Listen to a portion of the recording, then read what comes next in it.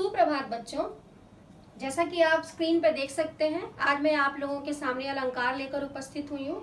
ये कक्षा 6 से 10 के विद्यार्थियों के लिए बहुत उपयोगी है और सिर्फ इन विद्यार्थियों के लिए नहीं, यदि आप किसी प्रतियोगी परीक्षा में बैठते हैं तब भी वहाँ पर अलंकार विषय है वो बहुत ही महत्वपूर्ण है। तो आइए चलते हैं, जानते हैं अलंकार के विषय में। अलंकार को जानने से पहले, उसके भेदों को जानने से पहले ये जानना जरूरी है कि अलंकारों का हिंदी भाषा में प्रयोग होता क्यों है। तो बच्चों, जैसा कि आप देख सकते हैं, अलंकार का शाब्दिक अर्थ है आभूषण। आभूषण अर्थात गहना। जिस प्रकार गहने के द्वारा हम अपने शरीर को सजाते हैं, उसे सुंदर बनाते हैं, अपने शरीर के सौंदर्य को बढ़ाते हैं, उसी प्रकार अलंकारों का प्रयोग भाषा को सुंदर बनाने के लिए किया जाता है और अलंकारों का प्रयोग काव्य भाषा में किया जाता है। तो काव्य भाषा में अलंकारों के प्रयोग द्वारा उसके सौंदर्य को बढ़ाया जाता है। अलंकार दो प्रकार के होते हैं, अर्थात अलंकार के दो भेद होते हैं। सबसे पहले शब्दालंकार और दूसरा अर्थालंकार। काव्य में शब्दों की आवृत्ति के कारण शब्दों के प्रयोग द्वारा यदि चमत्कार उत्पन्न होता है, काव्य पंक्तियों का सौंदर्य बढ़ता है, तो वहां पर होता है शब्दालंकार। और काव्य पंक्तियों में यदि काव्य पंक्ति के अर्थ के कारण कोई चमत्कार उत्पन्न होता है, तो वहां पर होता है अर्थालंकार। आज की कक्षा में हम शब्दालंकार को विस्तार पूर्वक जानेंगे कि शब्दालंकार के कितने भेद होते हैं और कैसे हम पहचाने कि शब्दालंकार के विभिन्न भेद विभिन्न काव्य पंक्तियों में किस प्रकार प्रयोग किए गए हैं। तो आइए चलते हैं, शब्दालंकार को विस्तार पूर्वक जानते हैं। शब्दालंकार, जहाँ काव्य में शब्दों के प्रयोग से कविता में सौंदर्य और चमत्कार उत्पन्न होता है, वहाँ शब्दालंकार होता है। जैसा कि मैं पहले ही आपको बता चुकी हूँ, काव्य पंक्तियों में शब्दों के प्रयोग के द्वारा जो चमत्कार उत्पन्न होता है, जो सौंदर्य बढ़ता है, वहां पर प्रयोग होता है शब्दालंकार। और इस रेखा चित्र द्वारा आप समझ सकते हैं कि शब्दालंकार के तीन भेद होते हैं। पहला अनुप्रास अलंकार, दूसरा यमक अलंकार और तीसरा श्लेष अलंकार। आइए जानते हैं इन तीनों अलंकार शब्दालंकारों के बारे में विस्तार पूर्वक और ये जानने की कोशिश करते हैं कि हम कैसे पहचान पाएं कि किस काव्य पंक्ति में इन तीनों शब्दालंकारों में से कौन सा भेद है।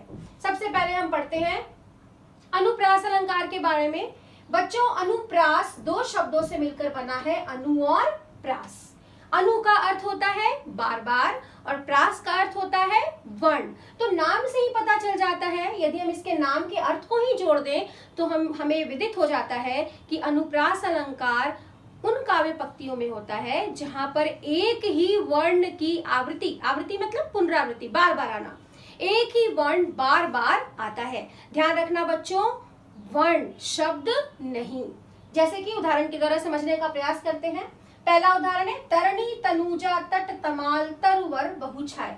यदि आप ध्यान से देखें तो आप देखेंगे मैंने त वर्ण के नीचे रेखांकित किया है, अर्थात यहाँ पर त वर्ण की आवृत्ति के कारण काव्य पंक्ति सुंदर लग रही है, इसलिए यहाँ पर कौन सा अलंकार है? अनुप्रास अलंकार।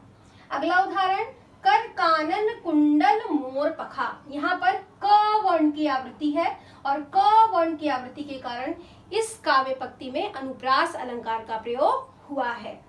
रघुपति राघव राजा राम, यहाँ पर आप देख सकते हैं मैंने र के नीचे, र वर्ण के नीचे रेखांकित किया है, अर्थात इस काव्य पंक्ति में र की पुनरावृत्ति के कारण यहाँ पर अनुप्रास अलंकार की छटा शोभनीय है, छटा देखते ही बनती है। तो इस प्रकार हमने जाना बच्चों कि अनुप्रास अलंकार वहां उन काव्य पंक्तियों में होता है जहां पर एक ही वर्ण बार बार आता है और उसके कारण काव्य में सौंदर्य उत्पन्न होता है। आगे जानते हैं शब्दालंकार के दूसरे भेद के बारे में, जिसे हम कहते हैं यमक अलंकार। और यमक अलंकार बच्चों उस काव्य पंक्ति में होता है जहां पर एक ही शब्द दो या दो से अधिक बार आए और वो जितनी बार आए उसका अर्थ भिन्न हो, अलग हो। ठीक है, उदाहरण के द्वारा समझते हैं। काली घटा का घमंड घटा। यहाँ पर आप देख सकते हैं मैंने घटा शब्द पीले रंग में आपको दर्शाया है। ये बताने की कोशिश की है मैंने इसके द्वारा कि यहाँ पर एक ही शब्द दो बार आया है, लेकिन दोनों बार बच्चों इसके अर्थ अलग है। पहली घटा का अर्थ है बादल और दूसरी घटा का अर्थ है कम होना। इसमें कवि कहना चाहते हैं कि काले बादल का घमंड कम हो गया। दूसरा देखते हैं, कनक कनकते सौगुनी मादकता अधिकार। यहाँ पर कनक शब्द दो बार प्रयोग हुआ है, दोनों बार इसके अर्थ अलग है।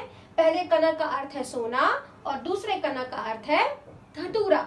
तीसरा उदाहरण देखते हैं, 3 बेर खाती थी वो 3 बेर खाती थी। 3 बेर, बेर का मतलब फल और दूसरे बेर का अर्थ है समय, यानी कि वो 3 फल खाती थी, बेर फल 3 खाती थी और 3 ही समय खाती थी। चौथा उदाहरण देखते हैं, कर का मन का डारी दे, मन का फेर। यहाँ पर इस मन का अर्थ है मोतियों की माला और इस मन का अर्थ है आत्मा की माला। जो हम मोतियों की माला को फेरने से अच्छा है कि हम अपने मन में परिवर्तन लाएं। तो इस प्रकार हमने जाना बच्चों कि यमक अलंकार में एक ही शब्द का 2 या 2 से अधिक बार प्रयोग होता है और हर बार उसके अर्थ अलग होते हैं। अब हम जानते हैं शब्दालंकार के तीसरे भेद की तरफ चलते हैं, श्लेष अलंकार। बच्चों श्लेष का अर्थ होता है चिपकना। इस अलंकार में एक ही शब्द में एक से अधिक अर्थ, 2 या 2 से अधिक अर्थ चिपके होते हैं। जैसे उदाहरण के द्वारा समझते हैं, रहीमन पानी राखिए बिन पानी सब सून। बच्चों यहाँ पर एक इसी पानी, ये जो पानी शब्द है इसके 2 अर्थ हैं।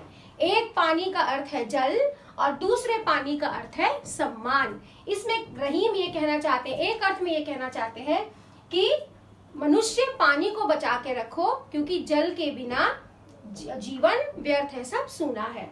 और दूसरे अर्थ में रहीम कहना चाहते हैं कि मनुष्य अपने सम्मान को बचा के रखो क्योंकि यदि आपके व्यक्तित्व में सम्मान नहीं है तो आपका व्यक्तित्व शून्य है। तो यहाँ पर पानी शब्द के 2 अर्थ, जल और सम्मान। दूसरा देखते हैं उदाहरण, सुवर्ण को खोजत फिरत कभी व्यभिचारी चोर। यहाँ पर बच्चों सुवर्ण के 3 अर्थ हैं। कवि के लिए सुवर्ण का क्या अर्थ है? अच्छा वर्ण, अच्छे शब्द। व्यभिचारी के लिए सुवर्ण का क्या अर्थ है? व्यभिचारी का अर्थ होता है जिसके पास अच्छा रंग रूप ना हो, जिसके पास सौंदर्य ना हो। तो जिसके पास सौंदर्य ना हो वो क्या ढूंढेगा? अच्छा रंग रूप। तो व्यभिचारी के लिए सुवर्ण का अर्थ है अच्छा रंग रूप। और चोर, चोर के लिए सुवर्ण का अर्थ है सोना। यानी कि इस सुवर्ण के 3 अर्थ हैं। कवि के लिए अलग अर्थ में प्रयुक्त हुआ है अच्छा वर्ण, व्यभिचारी के लिए ये अलग अर्थ में प्रयुक्त हुआ है अच्छा रंग रूप, और चोर के लिए किस अर्थ में प्रयुक्त हुआ है? सोने के अर्थ में। तो इस प्रकार हमने जाना कि इस सुवर्ण में ही इसके 3 अर्थ चिपके हुए हैं। तो यदि एक ही शब्द में 2 से अधिक अर्थ चिपके हो बच्चों तो वहां पर होता है श्लेष अलंकार। इस प्रकार हमने जाना कि अलंकार का अर्थ है गहना या आभूषण। जिस प्रकार हम अपने शरीर को गहनों के द्वारा सजाते हैं उसी प्रकार हम काव्य भाषा को अलंकार के द्वारा सजाते हैं। अलंकार के 2 भेद होते हैं, शब्दालंकार और अर्थालंकार। आज की कक्षा में हमने शब्दालंकार को विस्तार पूर्वक जाना बच्चों। सबसे पहले अनुप्रास अलंकार जाना जहां पर एक ही वर्ण की आवृत्ति बार बार होती है। उसके बाद हमने जाना यमक अलंकार के बारे में जहां पर एक ही शब्द 2 या 2 से अधिक बार आए और हर बार उसके अर्थ अलग हों। और श्लेष अर्थ में हमने जाना कि इसमें एक ही शब्द के अंदर 2 या 2 से अधिक अर्थ चिपके हुए होते हैं। तो इस प्रकार हमने ये जाना कि अलंकार के शब्दालंकार में 3 भेद होते हैं और उसको हमने विस्तार पूर्वक जाना। बच्चों आज आप इस जो अलंकार मैंने समझाया है इसको अच्छी तरह अभ्यास करिएगा।